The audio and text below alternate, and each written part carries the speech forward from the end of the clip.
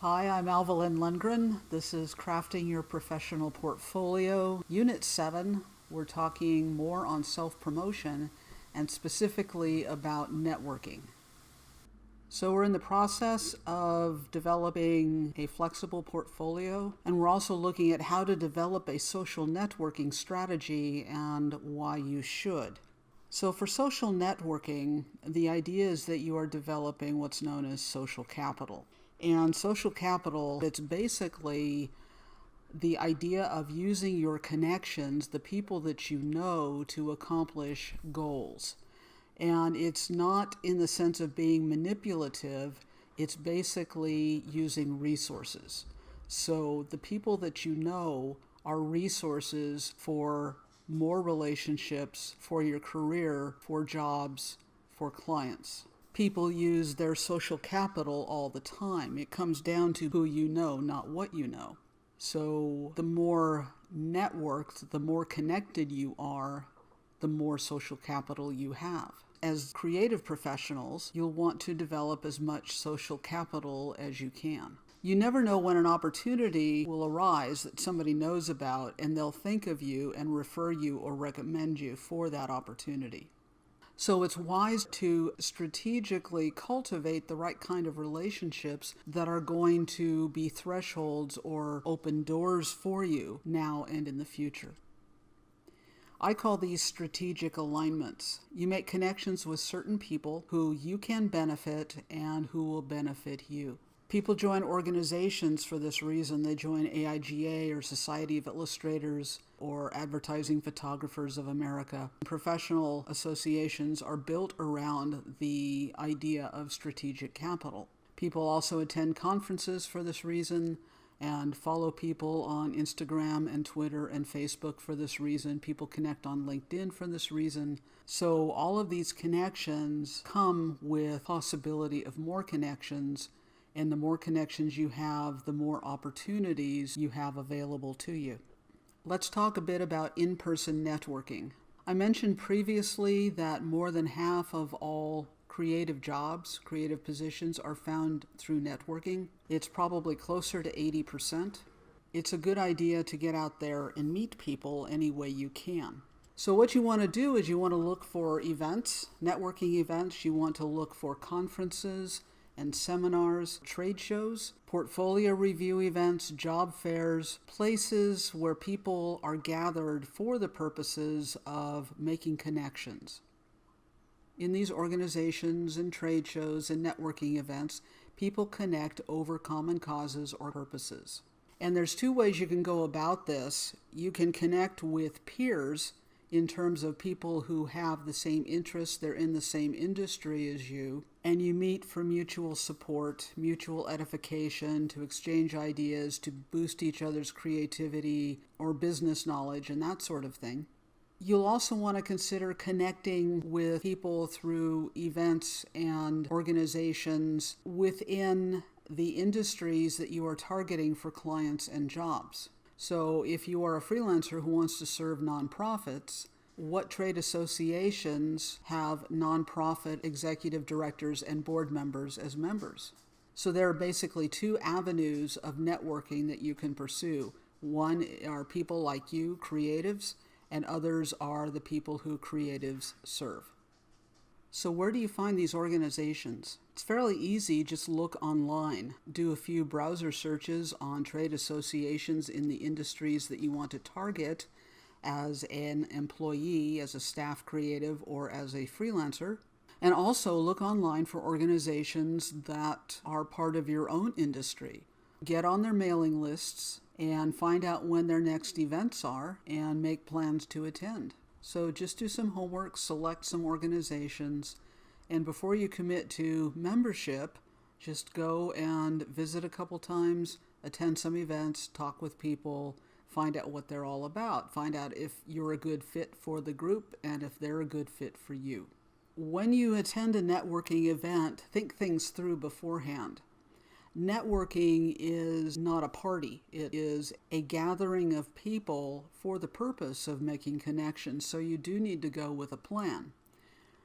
Consider up front how many people you want to meet and what you're trying to accomplish. Plan ahead of time how many new connections you'd like to make. Decide on what information you want to gather and decide on how you want to present yourself, what you want to let others know about you. If in your research you come across photo galleries of past events for the organization, how are people dressed generally? Is it business attire? Is it casual business? Is it just casual? Make sure that you're dressed appropriately. Don't walk in jeans if you are expected to attend in business attire. When you get to the event, be sociable. Don't wait for people to come up to you and say hi. Approach people and introduce yourself. Be friendly. Ask questions. Ask a lot of questions. Let people carry the conversation. Networking can be intimidating for some people, but if you go with a plan and you have a strategy that you're comfortable with, they're actually a lot easier to get through than you think, and you can make some solid connections. Be interested in other people. Don't be pushy at networking events because they are get-to-know-you affairs. Be interested in what people do, in why they do it. Again, ask a lot of questions. Why are they part of the organization? How long have they been doing what they've been doing? What recommendations do they have for somebody who is looking at the industry or looking at the organization? And listen well as people talk. Also, be interesting. Be willing to talk about yourself. And do let people know what you're looking for. Tell people why you're there. You're just starting out in the industry, or you've been doing one thing for a while and you're looking to make a career change. You are currently employed. You're interested in freelancing. You're currently freelancing. You're thinking about getting a job. What are you looking for? And always exchange business cards.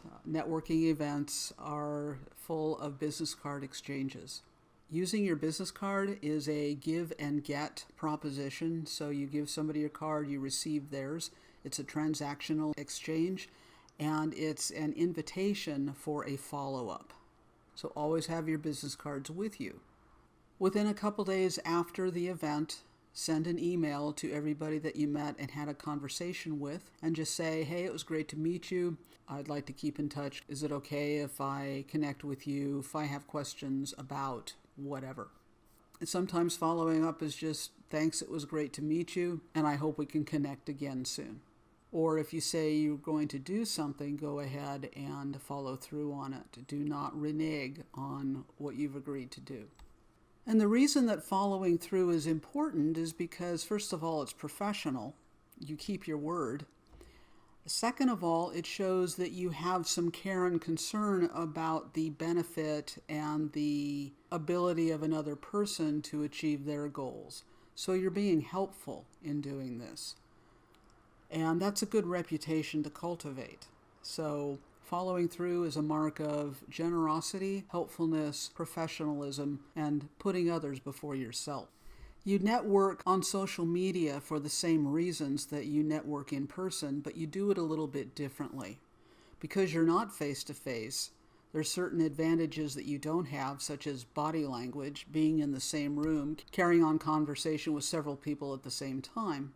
The thing about social networking is that you need to integrate it with in-person networking. They both, as I said, have their pros and cons. You do them differently, and in this day, you need both. Obviously, one of your main social networking channels should be LinkedIn. If you are looking for a job or if you're looking for clients, LinkedIn is a place that people just naturally check. If you give somebody your resume, they will check for a LinkedIn profile. So social networking plus in-person networking increases your social capital. Generally, social networking, being online, relates to content creation. And you may not be creating content. You may not have a blog. You may not be providing tip sheets, advice, coaching, anything like that. And if you aren't, think of social networking as a way to add value to others, to participate in a community that you find valuable and that you add value to. It also gives you the opportunity to become a thought leader within your sphere and become known for somebody who knows what they're talking about and is a good resource for others. Again, with social networking, you connect with groups of people and don't connect with others based on common purposes. One of the main benefits of social networking is research. It gives you access to information about industries, companies, organizations, and people that you want to connect with, that you want to follow, that you want to learn from, and perhaps work for. And a lot of times on social media, you have the ability, by following people over a period of time, you learn from them, you learn what they do, you learn how they got to where they are, and you can learn their strategies and tactics and incorporate them into your own social networking strategies. So you will end up following people that you never meet. You will have virtual mentors that you will never meet in person and may even never send an email to, but you can still learn from people vicariously. Social networking expands your pool of connections exponentially. You will have a lot more resources through social networking channels than you will face-to-face. Lurking on social media doesn't get you as far as engaging, especially with algorithm changes on Facebook and Instagram, YouTube. The more you engage on social media, the more known you become. At an in-person event, if all you do is stand around and look at people, nobody's going to connect with you. In fact, you will not be remembered at all. You won't walk away from that event with anything more than you walked in with. The same is true with online networking. Respond to people with full sentences. Appreciate the things people post. Appreciate their articles. Comment on their articles. Comment on their feeds. Comment on their tweets and on their Instagram posts. And comment deeply. Add value back. Tell them why you appreciated their words or why you appreciated their post. That's going to get you noticed, and it's going to get you noticed not just by the person you're responding to, but by everybody else who is in that conversation. And the more you hang around and engage with people on social media, the more known you become on social media. You don't have to work the system. You don't have to buy Instagram likes or followers. When you're on social media professionally, one of the things that you will need to seriously look at is cleaning up your personal and business social media accounts. You use social media differently for professional purposes than you do for personal reasons. When you are job hunting or when you are looking for clients, people will look you up on social media. They want to find more about who you are, what you're interested in, if you're going to be a good fit into their culture, or if you are indeed somebody that the client wants to work with. So you have to, again, be strategic about your own social media profiles. So for a channel like LinkedIn, where it's pretty much professional, you're not going to be posting cat pictures or party pictures or pictures of you drinking beer or bathroom selfies and things like that. You might have those on your personal profile on Facebook. If you have a page on Facebook, you probably don't have those pictures on that page. But if they're on your personal profile, you should mute them at least, preferably delete them, because really anything that's posted on the internet is findable. Delete everything that would call into question your character, your work ethic, your seriousness about finding employment.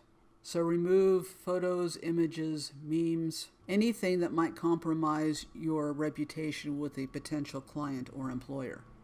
Also, if you no longer use an account, like you haven't used a MySpace account for years and years, close your account and get rid of it. You also want to make sure that all your accounts use your actual name and not a funky nickname.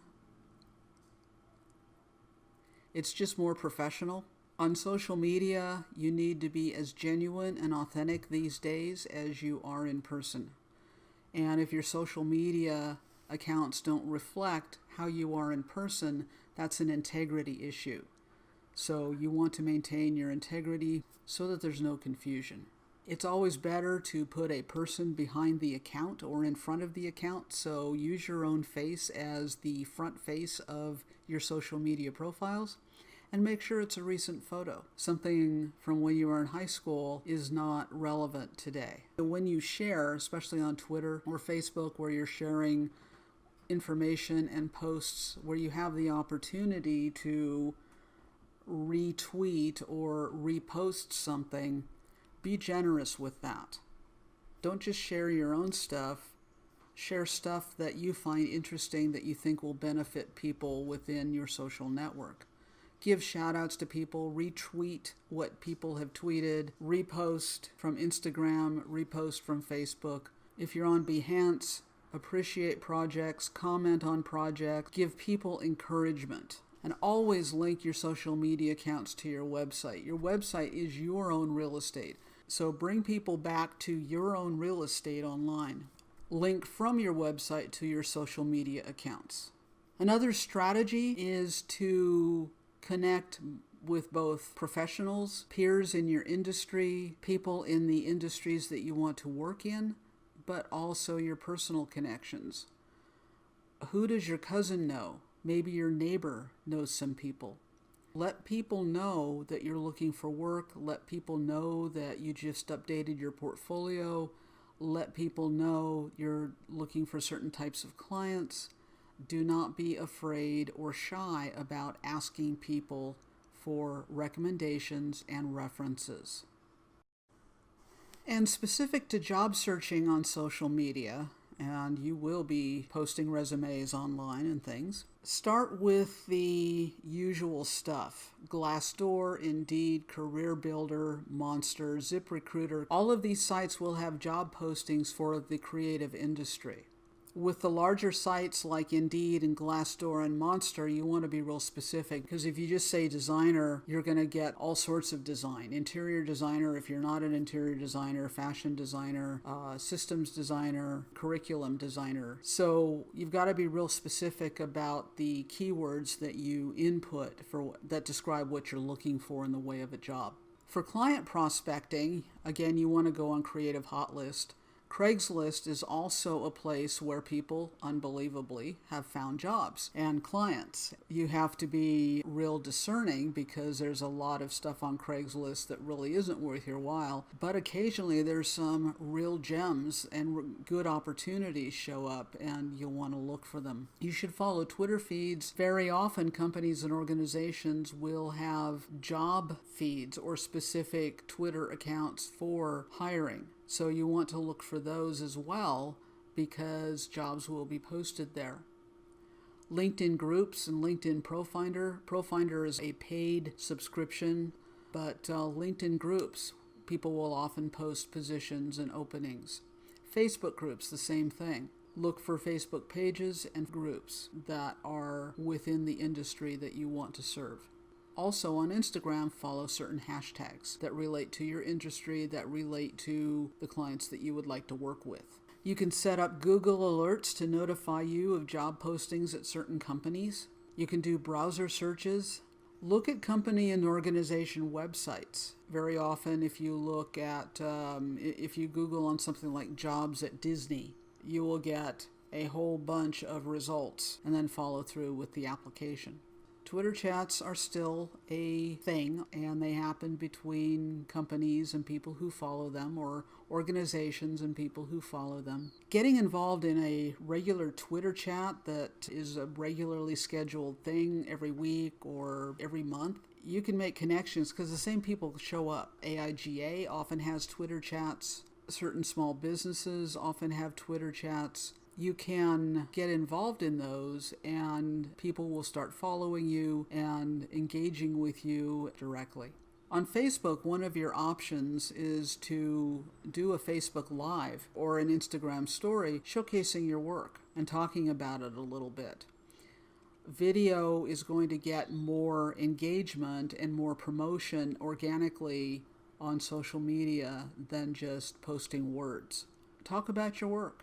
Talk about your process. Talk about your clients if you're freelancing. So use every channel that you can to showcase and connect with people. You will want to follow industry leaders. You want to follow your ideal or dream companies that you want to work for. Follow company jobs accounts, I've already mentioned that. Follow particular companies, especially on LinkedIn. If you know that there are certain job search experts, follow them. And follow professional associations that relate to your goals. Use hashtags, look for hashtags.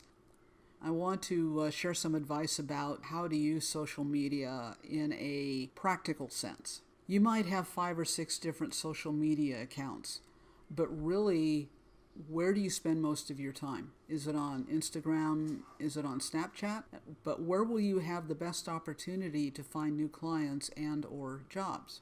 Pick 3 that you will cultivate and focus on, and pick them in terms of where they're going to bring you the most benefit in your prospecting or client search. You may shift around after you get a job or after you have a few clients under your belt, but really, again, you're not using social media for business purposes in the same way you use it personally. Sometimes it comes down to using social media more as a professional focus for a season or two, and then switching back and using social media more for personal reasons for a season or two. So sometimes it goes back and forth. So just be aware of that. And the choices that you make right now or within the next few months are not the choices you have to stick with for the rest of your life.